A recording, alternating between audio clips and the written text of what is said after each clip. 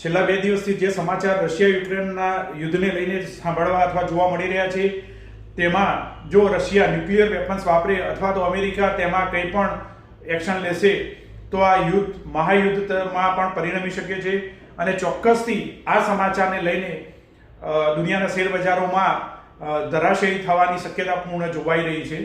તો મિત્રો, આ એક શક્યતાનો ભાગ છે. હવે આપણો પોર્ટફોલિયો આપણે લઈને બેઠા છીએ, તો કાલે હવે આપણા પોર્ટફોલિયોને પણ અસર થશે. તો હવે આવા પોર્ટફોલિયો માટે આપણે શું કરવું જોઈએ? જસ્ટ આ મારો અંગત વ્યૂ છે અને મને લાગ્યું એટલા માટે હું તમને કહી રહ્યો છું.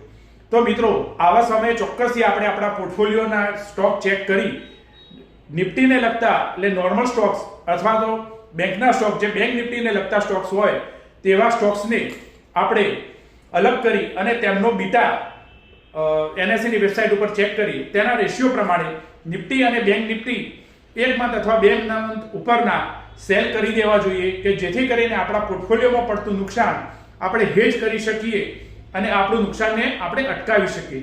ચોક્કસથી આવું કરી શકાય અને આવું આપણે મ્યુચ્યુઅલ ફંડના અંદર પણ કરી શકીએ છીએ. વધુ માહિતી માટે તમે અમારી સાથે જોડાઓ અથવા તો તમારા બ્રોકરનો ચોક્કસથી સંપર્ક કરી ડિસિઝન લેતા